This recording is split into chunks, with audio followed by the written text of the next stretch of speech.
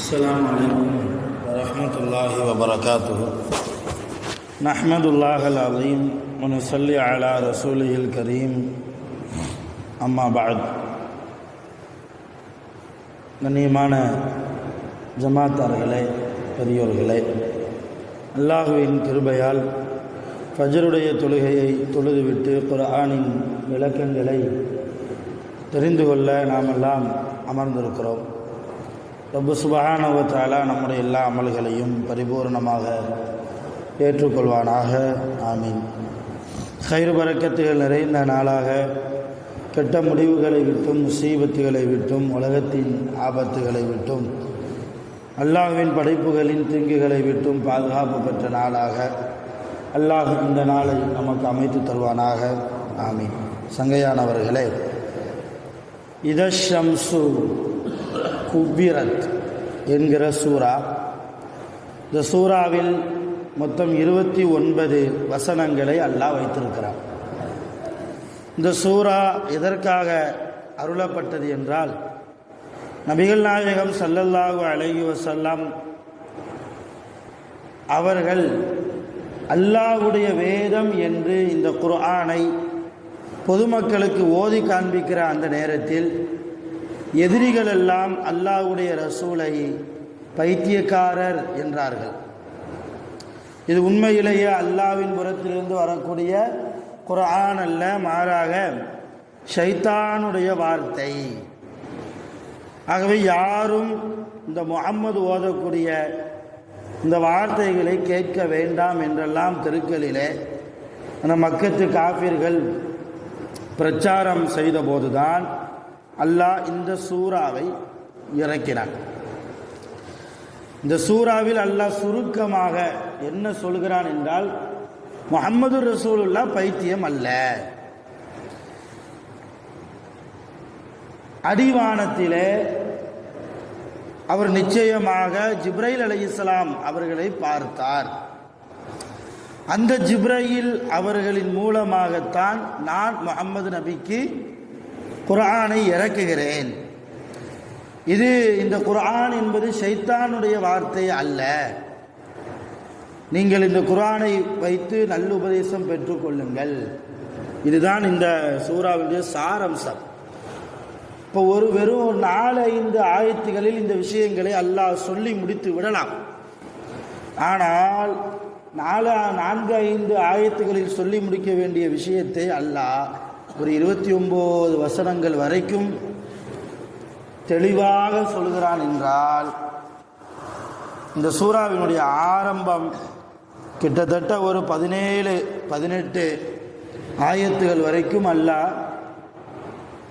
சத்தியமிட்டே சொல்கிறான். 18 ஆயத்துகள் வரைக்கும் சத்தியம் செய்து சொல்கிறான்.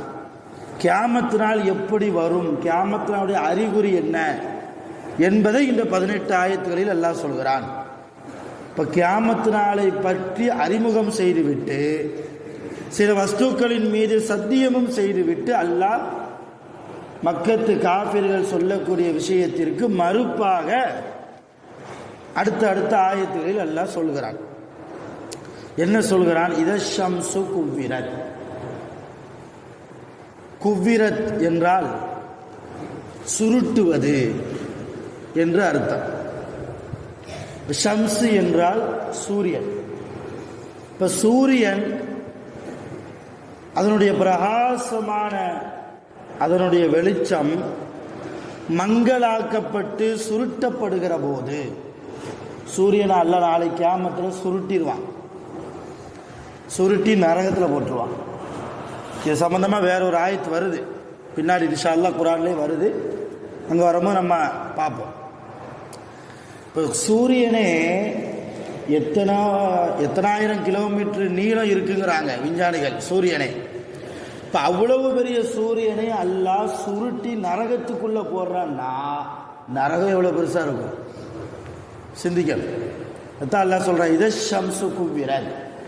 சூரியன் சுருட்டப்படுகிற போது, இதன் நுஜூமுன் கதரத், நட்சத்திரங்கள் எல்லாம் உதிர்ந்து கீழே விழுகிற போது, இதழ் ஜிபாலு சுக்கிரத், மலைகள் எல்லாம் பெயர்த்து எடுக்கப்படுகிற போது, இதழ் இஷாரு உத்திலத், கர்ப்பிணியாக இருக்கக்கூடிய பெண் ஒட்டகங்கள் எல்லாம் அந்த ஒட்டகங்களுடைய எஜமானர்களால் கவனிக்கப்படாமல் ஆக்கப்படுகிற போது, இன்றைக்கு நம்ம பகுதிகளில் அதை பார்க்க முடியாது, அரபு நாடுகளில் பெரும்பாலும் பார்க்கிறோம். ஒட்டகங்களுடைய எஜமானர்கள் கர்ப்பிணியான ஒட்டகங்களை சரிவர கவனிப்பதில்லை. அதனால் நிறைய ஒட்டகங்கள் இறந்து போகிறது என்கிற விஷயங்களை ஊடகங்களின் வாயிலாக நாம் பார்க்கிறோம்.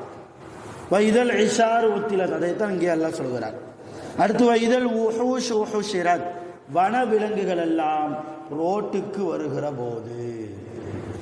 நடக்குதா இல்லையா?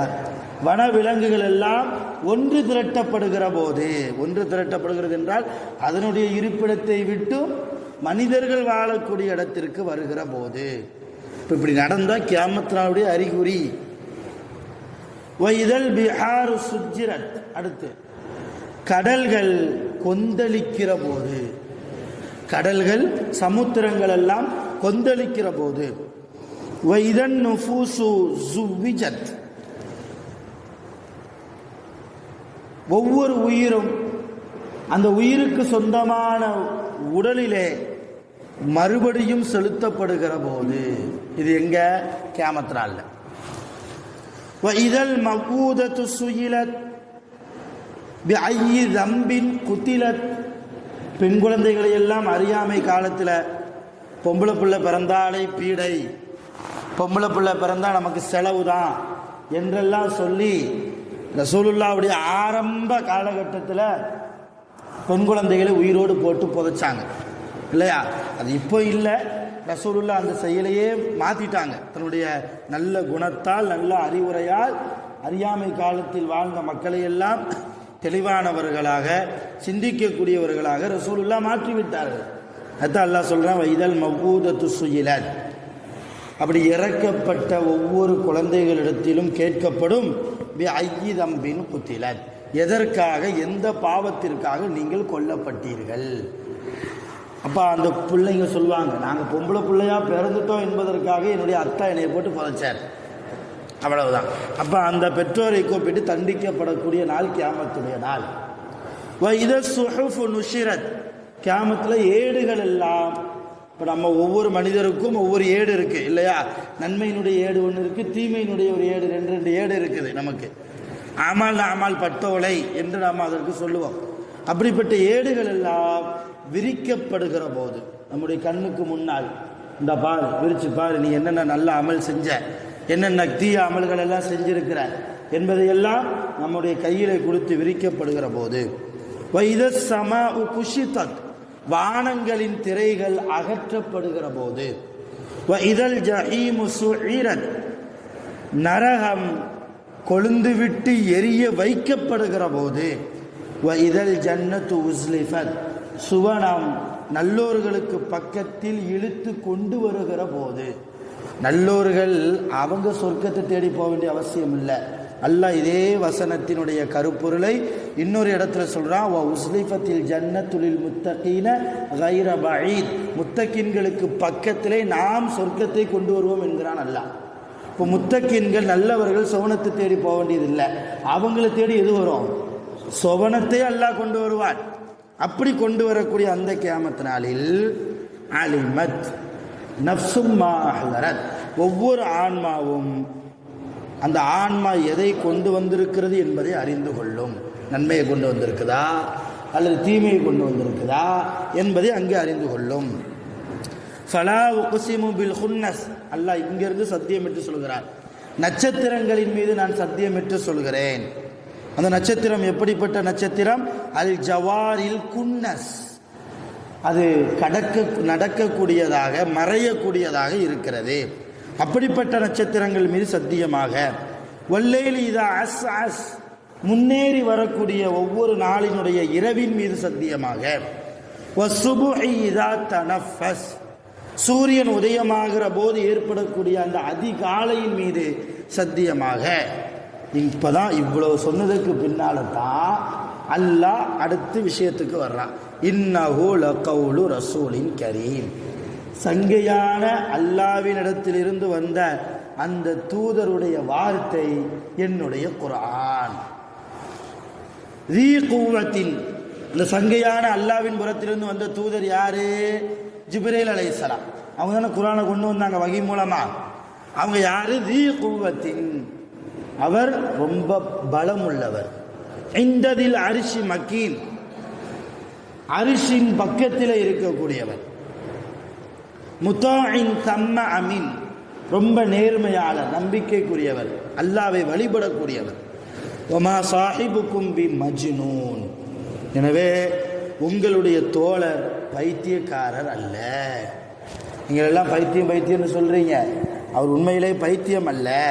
வலகத் ரஆஹு பில் உஃபுகில் முபீன், தெளிவான அடிவானத்திலே நிச்சயமாக அந்த நபி ஜிப்ரீலை பார்த்தார். வமா ஹுவ அலல் கைபி பில் அனீன், எந்த மறைவான விஷயத்தின் மீதும் அவர் கஞ்சத்தனம் செய்யக்கூடியவராக இல்லை. யாரு? முஹம்மது நபி ஸல்லல்லாஹு அலைஹி வஸல்லம்.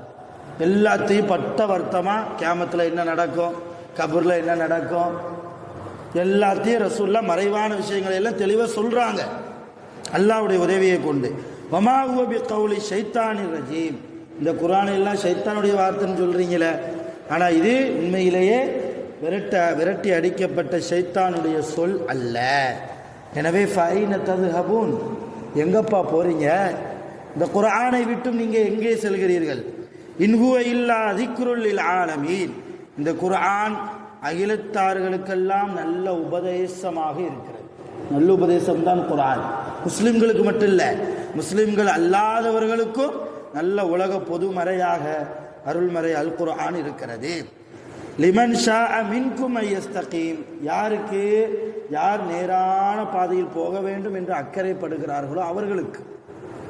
எல்லோருக்கும் இந்த குர்ஆன் வழிகாட்டாது. எல்லாரும் தான் எடுத்து ஓதுறோம், எல்லாரும் தான் எடுத்து தர்ஜுமாவை படிக்கிறோம். எல்லோருடைய சிந்தனை ஒரே மாதிரி இருக்குதா? என் சிந்தனை வேற மாதிரி இருக்கும், உங்க சிந்தனை வேற மாதிரி இருக்கும். இப்ப யார் நேரான பாதையில் அல்லாஹ்வை பயந்து உண்மையிலேயே நல்லுபதேசம் பெற வேண்டும் என்று நினைத்து குர்ஆனை எடுத்து ஓதுகிறோமோ அவர்களுக்கு இந்த குர்ஆன் நல்லுபதேசம். வமா தஷாஊன இல்லா ஐயஷா அல்லாஹ் ரப்புல் ஆலமீன், அல்லாஹ் நாடியதை தவிர நீங்கள் வேற எதையும் நாட முடியாது. எவ்வளோ அருமையான வார்த்தை தெரியுமா இந்த வார்த்தை? அல்லாஹ் நாடியதை தவிர நீங்க வேற எதையும் நாட முடியாது. ரொம்ப அறிவு ஆன்மீகம் சார்ந்த வார்த்தை இது. சுருக்கமா சொல்றேன், ஃபஜ்ருக்கு வந்திருக்கோம், நாம இஞ்சி வந்தோம், நம்மளா எழுந்துச்சு வந்தோம். இன்னைக்கு ஃபஜ்ர் தொழணும்னு யார் நாடி இருக்கா? அவன் நாடி இருக்கா. அவன் நாடியதால் நாம் நிறைவேற்றினோம். நம்மளாவே நினைச்சு டெய்லி தஹஜ்ஜத் தொழணும்னு நினைப்போம், தொழ முடியுமா? அவன் நாட்டம் வேணும்.